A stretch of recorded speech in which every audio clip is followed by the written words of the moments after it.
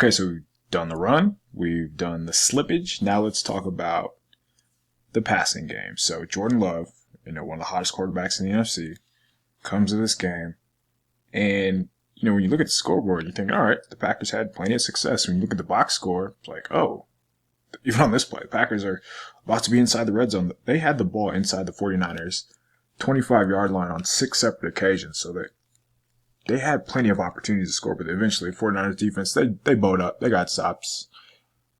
Let's keep it pass only. This is 3rd and 6. Top of the screen, Ambry Thomas. They're in man coverage. So in the slot, there's Lenore going with Jaden Reed. Tells you man-to-man coverage. So at the snap, you can see the safety rotation. Gibson comes down, and it's just one-on-one, right? And he grabs. And Kyle Shanahan said, you can't grab guys. That was his quote. And you can't. So based on this rotation, we talked about safety rotation in the offensive film breakdown. So he does a good job of throwing away from rotation, but he has to be over here. This is his post help, and he needs to understand, I have help over the middle. I have this guy. So if he wants to break inside, great. I'm going to count on my teammate to be where he needs to be, and I'll be able to undercut the route wherever. But I don't know, this is where it's situational football, right? Know where your help is, know what to expect. And if Dobbs wants to go outside, I'm already out there. My job is done. For whatever reason, Thomas didn't do that. And there was a couple plays in this game where it just looks like he just didn't know what to expect, what was coming. So I know it had to be frustrating to watch from the sideline. It was definitely frustrating to watch, on our end, because initially, as we can see, Thomas is in the position to make the play. Dobbs is not a better athlete than Thomas, so there's no reason to grab him. Even if he gets a step, Thomas is fast enough to catch up and make that play. And that's going to be a difficult pass to complete either way. So again, there's just no need to get handsy in that situation. Make them complete that pass instead of giving them a freebie. All right, so this is a big stop here. 3rd down. This looks like cover 0, right? So you have everybody at the line of scrimmage, and when you have only 4 back here, they're playing off. You're giving the impression that we're going to send a bunch of pressure. You better get that ball out quickly, and that's what Wilkes wants to do here. As you can see, as soon as the ball snapped, both the linebackers mugged up in the A-gap, Greenlaw and Warner. They get out of there, and now it's just zone coverage. Kind of like a picket fence defense. Easy for me to say. Bottom of the screen, you have your best corner on their top target, and that's about as well as you can play that. So Mooney's playing flat-footed. He understands, basically the depth and the leverage. His explosion is able to get his hand in there and make a play. As good as it gets right there. Really good design by Steve Wilkes. I think they do a really good job in most instances of funneling the throws to Ward. He was actually the most targeted cornerback in the NFL this season. And a lot of his targets look like that. So it's just a really good play. All right, so the Lions, they're going to target Sam Laporta quite a bit at tight end. And there's going to be a lot of plays like this where there's a tight end on one side and he's going to run to the other side, whether it's, an over route, some kind of crossing route. And they're going to run right into this player right here.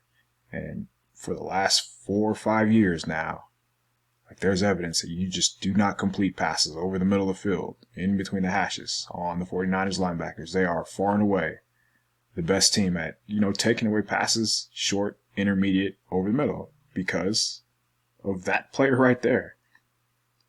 It's just nothing you can do, man. It's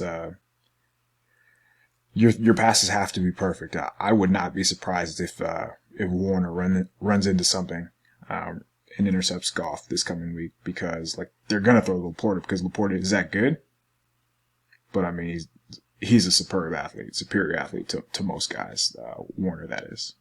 All right, so Tayshaun Gibson pass interference right here. He's in the slot, matched up against Christian Watson. So their versatility, his specifically, allows the defense to stay in base. Oren Burks, 3 linebackers, but because he is able to play a little man-to-man coverage, Steve Wilkes is able to stay in this base coverage. He gets there a split second early. I can see why the 49ers would be upset.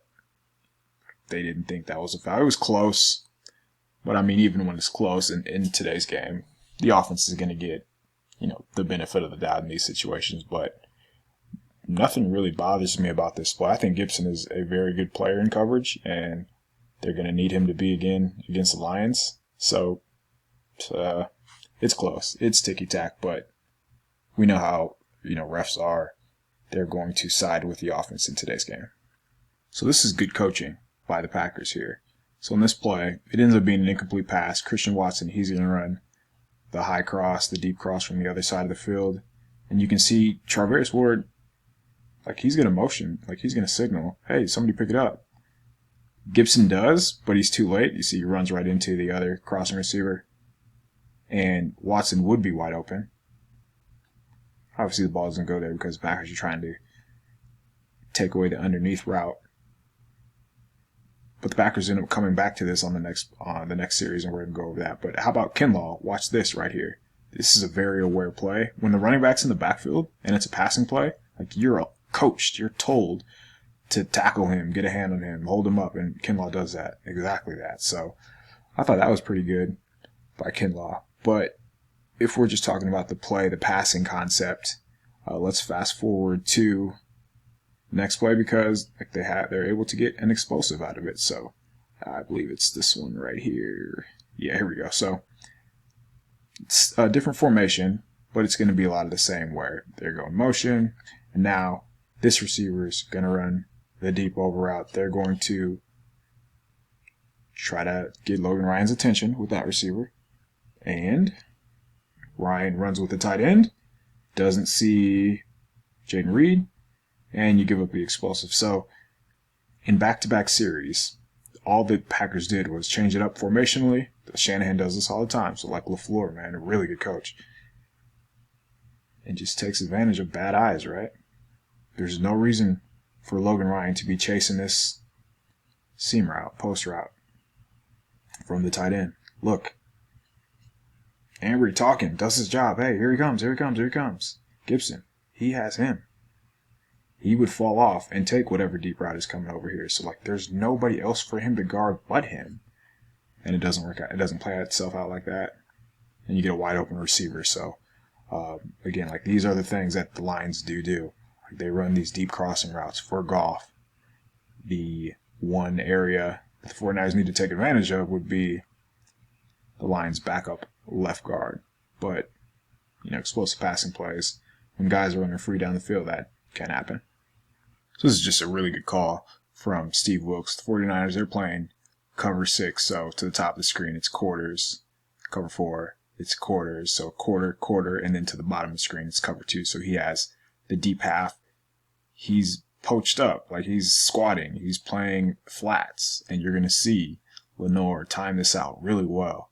He has anything short, and these are, you could not call a better play right here. These are the ones where I thought he might have had one. This has interception written all over it. You want to bait them into thinking they can throw hot, they can throw quick.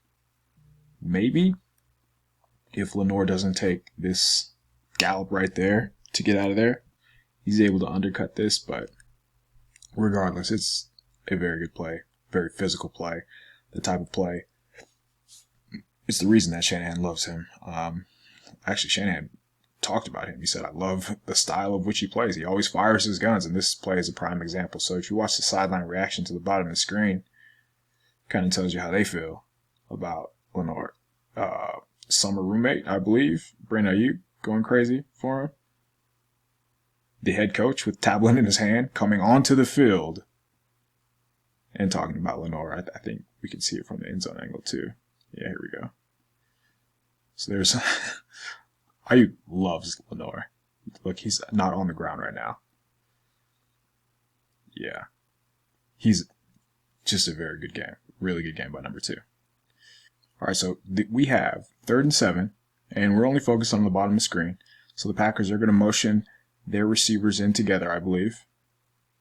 Any day now. There we go. So they're going to banjo this, and that means he has the outside receiver, he has the inside receiver. So it's tough to defend these condensed, stacked receivers, and that's one way to counter that. So let's just talk about 3rd and 7, right? Knowing the situation. Let's only focus on Lenoir on this play. So he has Jaden Reed, number 2, so that's the sticks, right? It's 3rd and 7. He knows where the Packers want to go. So he's playing flat-footed, and he undercuts that route. Sorry, that's not undercutting, but he's on top of the route in position to make a play on the throw if it's thrown. Like, you cannot play the ball this route better than Lenoir just played. All right, and now let's look at Ambry. So, again, situation. What is he going to do? Usually, when they bend it inside like that, when he is this far inside, he can only go one direction. You have help, again, inside. So there's no reason to overplay this. I don't know. Oh, man, I don't know why he's playing it like this, I guess is the easiest way to say. So, all right, he's past the sticks right now. 5 yards. The spacing here is really wonky too from a Packers perspective, but look how he's positioned. Look how he's positioned. Yeah, I mean, look at the separation out of the break. And Thomas is probably more of a linear athlete where he's just, straight line speed, but not ideal, not on 3rd and 7 anyway. And from the pass rush perspective, we bring 5. They're literal best 5. Playing man coverage. Eric Armstead wins right away. But Warner's kind of in the way, so he can't really do anything. There's Love, and this is why I don't think a lot of these plays are sustainable moving forward, because Goff isn't going to do this. Like, if you make plays, like Goff's not moving off his spot and throwing the ball down the field, rolling to his left. Like, this is a hat tip to Jordan Love, if anything, to make this play. But if we watch Thomas, the very end here, so right now, look, he's looking at the ball 3-4 yards away. Like, his head should be here. Like, he needs to have his eyes attached to his hip, his hands, his eyes, whatever. And that's only slowing him down by looking back at the ball. So, I mean, a lot wrong in this play from Thomas.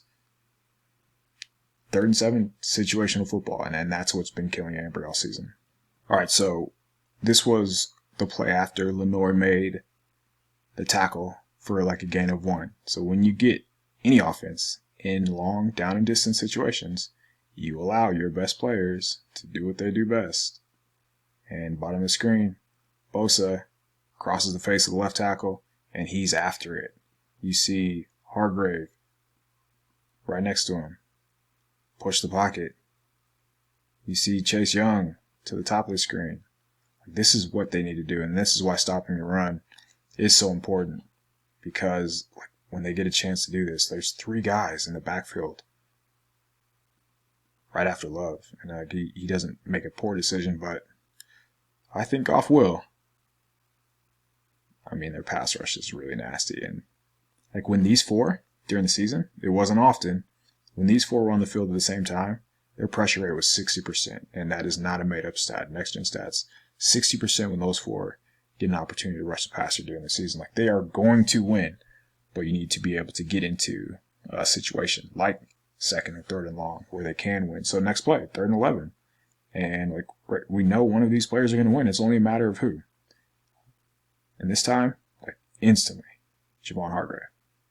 And Love doesn't even have a chance to let the play develop, to scan the field. He has to get rid of the ball.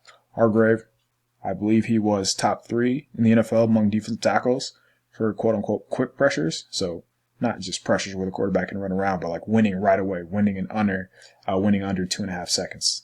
And that's why the 49ers paid him a ton of money. So, again, getting off the field, stopping a team like Detroit, Jahmyr Gibbs on these early downs, so you can pressure Goff, hit Goff, get after him early and often. It's going to make Detroit very uncomfortable. I just don't think he's going to make near the plays that Love was able to make in this game. So, good pass rush there and back-to-back plays, and that's what you want to see.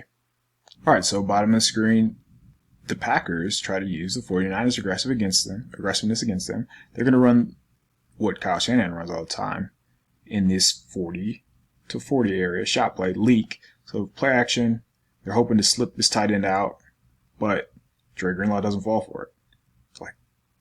It's not a target. He doesn't get credit for it, but that play was huge because we've seen every other team. Usually the tight end comes from the backside of the formation, but maybe they thought because he's seen this, a Shanahan, offense so many times, LaFleur is going to give him a different look. But you're just really smart defense here from Greenlaw to not bite because he could easily fly up right off the run fake and go get Jones, but he does not. And Love has nowhere to go. They're lucky that Jones was out of bounds. Could have been a negative gain. Done. 3rd and 15. We all know what's coming. So look at the coverage shot right here. This is as clear as quarters as it gets. During the season, this is the most coverage the 49ers ran. Was quarters. Like, this should be easy. But it's not. So it doesn't help when they don't get any kind of pass rush, right? And Love can just unload it. Here's my biggest issue on this play. Logan Ryan, so it's quarters. That means cover 4. He has a deep quarter. He has a deep quarter. He has a deep quarter. He has a deep quarter. Underneath players are going to get out to the flat, and he's going to take the middle because he always does. So if I'm Logan Ryan, I'm watching number 2, right? So number 2 is my tight end, is a tight end, and he blocks. And he eliminates himself underneath. So there is literally no reason for him to still be flat-footed when there's no vertical threat his way. So number 2 eliminates himself, and his eyes, for whatever reason, go this way. So he's looking at number 2 coming back from the other side, and he's trying to poach from that side as opposed to getting his eyes to this side. Like they don't need your help over here. Look, he's on top of number 1. He's on top of number 2. There is no number 2 here, so you need to get on top of number 1. And he leaves Thomas out to dry.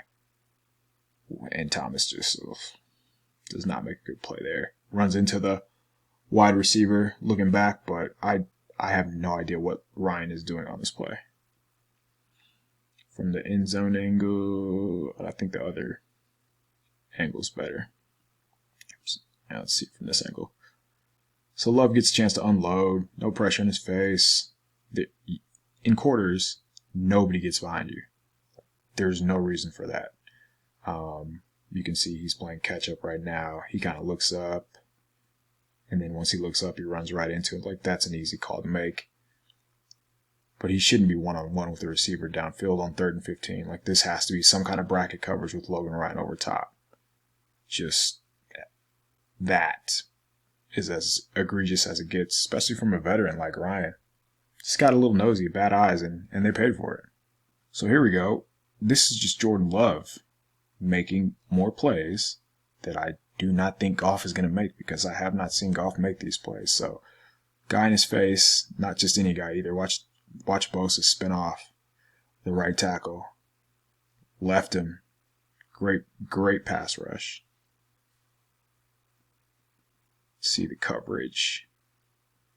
I mean, Warner, he does the right thing, right? He triggers on this because that's his responsibility. Just a hell of a throw, and I think it's okay to admit that the quarterback is going to make plays sometimes. So I just want to show this to you because it's another example of just the quarterback getting over and getting the best of the defense in the face of pressure that I just don't think is going to happen next week. So Shanahan might want to steal this play. They're in man coverage, outside receiver, slot, number 3. Now the motion adjusts, right? So he needs to bump out. Then he would take the point. Usually, you always want to press the quote-unquote point, whoever is the receiver on the line of scrimmage. But now that he motions out, there's a new number 2, and that should be him. So they don't bump out, and because of that, the late motion, Ryan just doesn't have a chance on this play. And it was the same on the 2-point conversion on the next play. So that's just LaFleur knowing the tendencies, right? Knowing that he's going to get man coverage in the goal line when the 49ers are on defense. So here's the 2-point conversion where it's same thing. So you have 3 wide receivers, 3 defenders. Now they're going to change. Now this time they do adjust, but Warner has Aaron Jones And look at the track. Like, he has to run all around that. That's good luck. So, really, just two plays back to back where LaFleur is just running man beaters, pick routes, and 49ers don't have much of a chance. I think that is another player you just like tip your hat. Hey, you got me on this one. All right, bottom of the screen here. Packers are going to throw a screen, and it is going to be one-on-one, I believe. So you have the blocker, Thomas, incoming safety, Tayshaun Gibson. Great spacing. Like, it looks like the Packers have the advantage right here. There's one thing you cannot do if you're Ambry Thomas, and that's go inside. And he goes inside. You have no help on the sideline. This is your only help. You have to force the ball carrier, Christian Watson, to run into Tayshaun Gibson, and he does not. Thankfully, like, he's able to bring him down there, but man, Thomas, like, when I'm talking about situational, you have to know this. Like, you cannot jump inside here. And then he misses, just double whammy. As you can see, they really wear their emotions on the sideline. Watch the safeties coach right here. I think it's Daniel Bullock. He's yelling at Mesa. Like, he knows. Can't go inside. Don't do it. Yeah, like, this is a young player who's learning on the fly. And the Packers, they did a number on old Ambry. That's for sure. So all season, the 49ers, like, they got by on turnovers. They led the NFL in turnovers, interceptions per drive. Why are we to assume that that's going to stop moving forward? Like, this is just a bad throw. And tips and overthrows, we need those. Can we talk about this return? After the game, we were talking about how he wanted a pick six, how Fred told him he was going to get a pick six. You have one right here. Look at this. 300-pounder quarterback, 300-pounder wide receiver. Like, this is your hole right here, your path to a pick six. Instead, Greenlaw reverses field. Oh, man. Makes two guys miss, but just never gets close. I think it's better from this angle. Makes a guy miss. Just right here, man. Look, a number 74 player is your path to scoring. And he runs a 4.5. It's not like he's slow by any means. I just thought this play was hilarious. But much needed turnover at, the most opportune time possible. Packers are driving, Packers are at midfield, and you get off the field with no points. Just big time. All right, so the 49ers had their lowest win probability on this play. This was after the first play after Aaron Jones's 53-yard run. So the Packers had an 80% win probability on this play. They come out, and they're going to try to take a shot, which is smart, right? You want to score. They're going to run a crossing route. You can see Ward picking up Watson. But watch this player right here. He sees it, and he takes him away. And talk about knowing situations, right? This time, he plays to his help, Ambry, that is. And he knows, hey, I have help inside. So everybody does their job. So right now, there is nowhere to go with the football. And this is the only threat. Warner acknowledges that, comes down, and makes a play. This honestly saved the season. I don't know how else you describe it. There's this series, I should say. First down, Warner could, like, if he's not there, maybe it's 2nd and 4. Maybe he picks up 6 yards, but he's right there to make the stop as soon as he catches the ball. And I want to say, was the next play the Bosa run play? 2nd and 7. Or this is the Greenlaw knifing in and making a play. Okay, so then let's go to the 3rd down play. So 3rd down, 3rd and long. If you don't get this stop, that's it, right? If you get a first down here, you have a chance to score a touchdown. That's your season. So another design here where they did this before and they bailed out of it. This time, there's no bailing. So Wilkes, I don't think so. All right, so 3rd down. 49ers are going to play hot coverage, and that just means blitz coverage. 3rd down, they're all sitting at the sticks. Looks like cover 0 again. Remember last time Greenlaw and Warner got out of there? This time they act like they're coming, and Warner just hugs the line of scrimmage. Greenlaw gets out, and there's just nowhere to go. So, I mean, when they needed it the most, their pass rush got home on 3rd down. Which one wins? I don't remember. Oh, Armstead comes free, and that's another reason why you want to mug these guys up, because it messes with their protection. They're going to slide one way, and generally somebody comes free, and this time it was Armstead, and the tackle doesn't know what to do, doesn't block anybody, and they're able to get off the field. 2-minute drive, or I shouldn't say 2 minutes, I should say 1 minute. Packers' last chance. Watch the ground that he covers. In my opinion, this is more impressive than any of the interceptions, either of the interceptions. That is tremendous right there. Gets outside of the numbers. If that's an accurate throw, maybe he gets his pick 6. But for Greenlaw to fly out there, buzz out there, get underneath the throw on time, how close did he get to his hand on it? Ooh, look at that, man. That's a really good football player right there. And then, of course, we get to the interception. I think this is it, yeah. So, I mean, this is just Jordan Love trying to make a play at the end of the game. Throws it across his body. Greenlaw's eyeing him. And Warner would have picked this anyway, but the quarterback's on the other side of the field. You don't need to be over here. So he creeps, and then makes a play. So when they needed it the most, whether it was in the red zone, their best players stepped up and made plays. And they're going to have to do that against the Lions. I've been talking about how just don't envision a scenario where Goff makes half the plays that Love does. I think the 49ers are going to be able to match a lot of what the Lions do as far as their speed, offset their speed. But the big one is the front four. You know, you need Armstead, you need Hargrave to get over on a backup left guard, get over on a banged up center. And I think that's what's going to happen. So a really interesting game this one was, by the way. The Packers gave 49ers everything they could handle. But when it came down to it, the 49ers got stops, they got off the field, and they generated turnovers. So really impressive performance. I thought Steve Wilks did a good job with the coverages, with the designs, and he relied on his players to make plays. And they were able to overcome a lot of issues that just aren't sustainable, from the slipping, the explosive plays that they really haven't given up all year.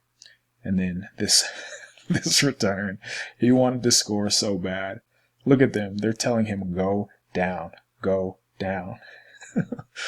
That's great, man. So happy for Greenlaw. He played a hell of a game. Lenore played a great game. Warner played a great game.